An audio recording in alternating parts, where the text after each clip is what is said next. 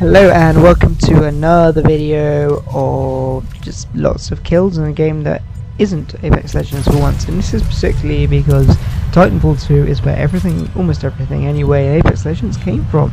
So if you are new to Apex and you want to know more of the lore, where everything came from, or you want to just practice a game where it doesn't matter if you die in the first 30 seconds, get on Titanfall 2, play the multiplayer, play the attrition mode, and your skill will increase exponentially. You will be warmed up for your first match when skill-based matchmaking hasn't caught up with you in this first 2 or 3 games we jump onto Apex. So jump on Titanfall 2, hopefully you'll get a lovely game like today where I get 30 kills with a pilot. 1 Titan kills, I was focused on pilot kills, but you get to enjoy what life was like before Pathfinder was nerfed into the ground. As you can see here, I like playing the flatline a lot because it's a heavy weapon and it does a lot of damage per bullet, but it's still got that versatility that you get with an R301, or in this case not Titanfall 2, it's the R201. Again, it develops several hundred, well not 100 years, but a lot of decades into the future into Apex when it comes to the new weapon. But the flatline actually manages to sort of remain the same. It doesn't change much in terms of appearance as well when you look at the skins as well. And it's just like, it's good for long range, it's good for mid range, it's good hip fire, close range as well. That'd be my biggest tip for the flatline actually, is when you're close range, always hip fire it, because it's a slow ADS, and because it's a heavier weapon as well, it means your movement in ADS is a bit slower as well. So, and it's got a good hip fire spread anyway, so why not? And like, you know, the lighter weapons which are much better ADS up close, especially the R99, or in this case the R97 in Titanfall 2. So we're just going to keep looking around for enemies. Always try and stay high in Titanfall 2. You want to keep that height, especially on this map here, because you have no idea where the enemy is going to come from, and this is quite a popular spot to hold, these rooftops. It's quite central to the map, you can see everything around you, you can pop some little shots off at Titans, you can snipe people, you can keep an eye on what's going on around you. As we grapple around the turbines, we pop in, we try and sneak, get some cover. Again, trying to figure out where the enemy is. My teammate's up there, he's all good, there's no one fighting him. There's a guy right next to me there, and again, hip fire the flatline, taking him out easy. Again, hip fire the flatline, no problem at all. Get amped weapons, which I wonder if that will ever come to Apex. I mean, we have Rampart's wall, obviously gives an amped effect, but that's just the A wall from here. If there was possibly a legend that gets amped up, that would be pretty cool actually. They get like a limited time increased weapon damage somehow. Don't know how that would work exactly, but I think that'd be pretty cool. Or if they had like some extra rounds or something that they could load into their gun that do more damage. That'd be pretty awesome. Pretty awesome as a power. It might be a little OP, but it'd be pretty awesome. Comment down below if you have some nostalgia from this game, or if you think there are some really good ideas from this game that could be brought into Apex. We're starting to see it anyway with Ash.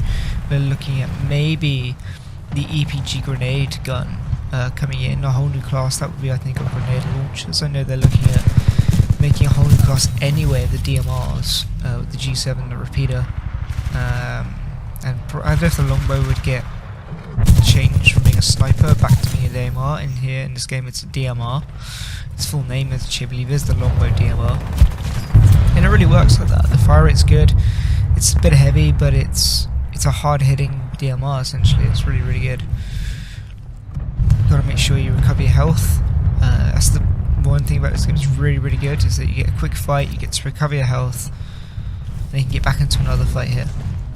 Again, hip firing the flatline. Always hip fire it when you're up close, and it's pretty powerful.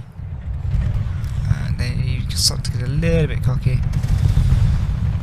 Still not using my Titan. My secondary anti-Titan weapon of choice in this is the Archer, the homing missile weapon.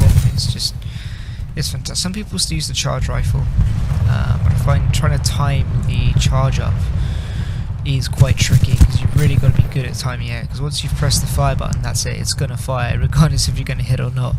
So that's quite tricky. So that's why I use the Archer, because I've got to home in, hit the button, I can literally fire it and then just like back off into cover somewhere else, and like not have to worry about whether or not I hit or not. because it would just do it on its own thing. So you can back off into cover, reload, and do another shot.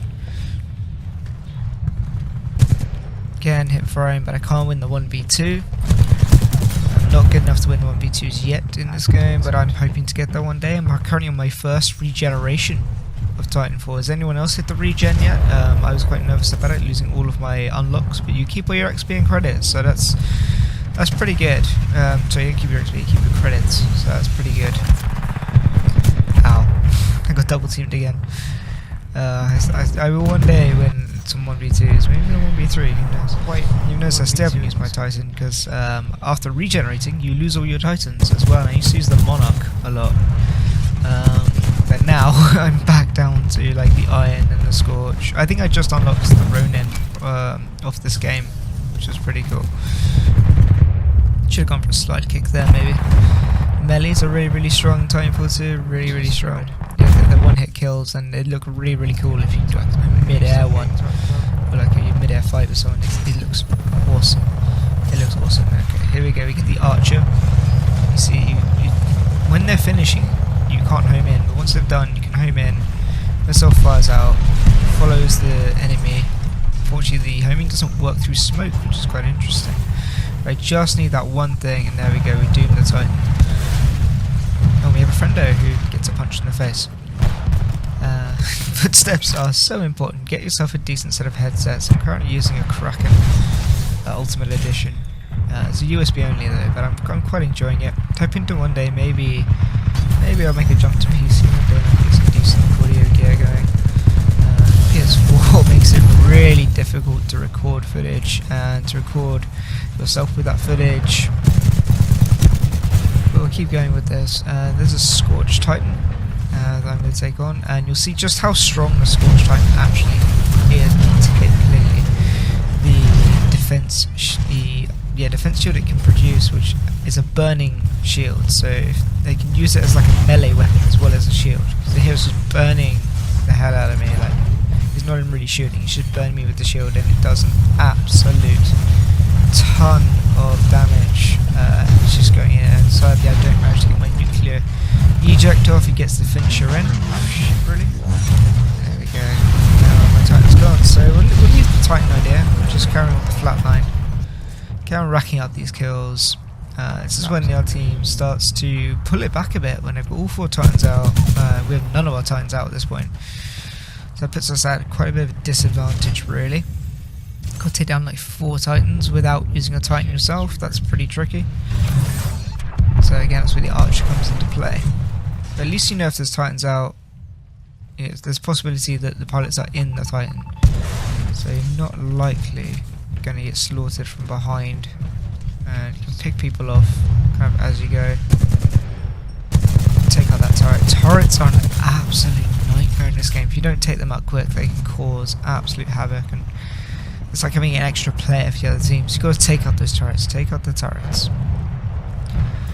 Okay, 200 points to go. The maximum score you can get on the multiplayer Titanfall 2 is 650, with grunts being 1 point. I think pilots are about 5 points, and a Titan is like 10 points. And there's other things as well, as Reapers and Stalkers as well, Spectres as well. They're all about 3 points each, with the Reapers 5 points. But it's just such a fun game to play, because it doesn't matter so much if you get taken down. You just carry on playing. You get to play a full game regardless of how well you do. You get to actually enjoy a full game.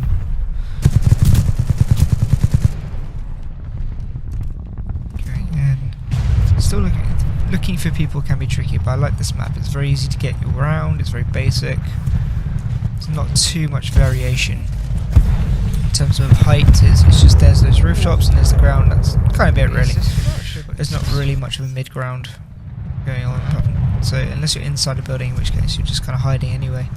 It's not often you'll get many fights inside of buildings. So mostly on top. And you just gotta let people, you can bait people, let them push you, pop out and finish them. That was a very unfortunate grapple for that guy. Be careful with your grapple, it can be just as deadly as it is weapons, to be honest. But I would take that. I'll take that and go with it. I think I was more of a distraction for that Titan than anything else. And there's my 1v2, but only because I funneled them into a doorway, so that's not really fair. But that felt pretty good right there. Again, hip firing the flatline. And sneak up on this guy here. He tries to hide, we go for the headshot instead then. Massive mag on my flatline, because you can power up your weapons as well, so you can equip them with stuff at the menu, the pilot editing menu. So it's good to, if you get really good at using one gun, it rewards you. You know, you can start making it your own kind of unique kind of thing. But don't ever forget the flying kick melee in your face. That feels really good. The melee feels really good in this game. It's just so enjoyable and it's just so active and so much fun. So, like, the movement is just absolutely fantastic. So employing getting this game, even if you're not really a multiplayer game, there's a campaign story mode that is just fantastic as well, where you follow the story of Jack Cooper as a pilot, and you go through fighting off Blisk and his Apex Predators as well as the IMC, and that's how you get to meet a lot of the Titans, a lot of the guns, a lot of the abilities. Don't know what I was doing there, just every shot. Doesn't matter really what gun you use if you don't hit your shots, I suppose, is the important thing there. Straight into my Titan. I think I'm using the Ion, which is the first basic Titan you get. So, I mean, it's a toss-up between using the same Titan over and over to build up XP, build it, make it really strong. In which case, you get the Ion first off, and you can make that really strong because you just use that from the beginning. But the Ronin and the Scorch and the Monarch are still unbelievably strong. The Ronin being the melee Titan, the giant sword and the phase shift that eventually becomes Wraith's phase shift, uses the same technology. You find out in the campaign, the story mode, you get to the planet Typhon. And then obviously you have the Scorch, which is the Thermite Titan. Which is awesome. And then the Monarch, which is this kind of rocket firing, multiple missile thing where you... Okay, you don't want to do that, you don't want to get nuke yourself. If you're going to use that ability, make sure you're not stood under a rooftop, because you will nuke yourself and you'll die, which is not fun. It's close now, it's close. They've really caught up since having their Titans out. I think like our team is not that great with Titans, but we are very good at killing pilots. I mean, I've done quite a lot of damage in terms of pilot killing, I know. Oh, hello friendo. There again, that was nice and accurate there. Hello friendo. But if you don't keep eyes in the back of your head, will get caught out, so that's what happened there with that guy. Again, I can fire that, back off, run away, moved, just whether it hits or not doesn't really matter, but there's nothing I can do about it once I fired it, so let's back and run away. Oh, he was close. Quick time to kill in this game as well. If you like quick time to kill games, this is good for you as well. Yeah, because you can still have the gunplay, because of the fact you keep going yak, so you get a lot of fun out of this. It feels really satisfying as well. Ooh, but we get the win anyway. I didn't get the last kill, sadly. But I've done a hell of a lot of damage anyway. So once you get to this point, the enemy has to try and escape on their dropship. So you get a little marker saying where it is. You've got to go find it. It will fly in, and when it flies in, you've got to try and destroy it before it gets away to stop the enemy escaping. I think it only sticks around for as long as there are enemies to get on it. Once the last enemy alive has got on it, it will leave. Obviously the best way to destroy a giant ship is to use a giant robot and get rid of the annoying little Reaper things that are just really hard to kill, actually. That thing is taking on a Titan. That's crazy. There's the ships, you've got to keep firing. But the Iron isn't that great at doing this, to be honest. You really want a Monarch or a North Star. Maybe they've got kind of longer range, high damage weapons. We got pretty close though. Really close. It got away, unfortunately. Yeah, still this. You get a few more seconds to cause some extra damage. And there we go, 30 kills. Absolutely wiping out the lobby there. So jump on, have fun, and I will see you on the next one.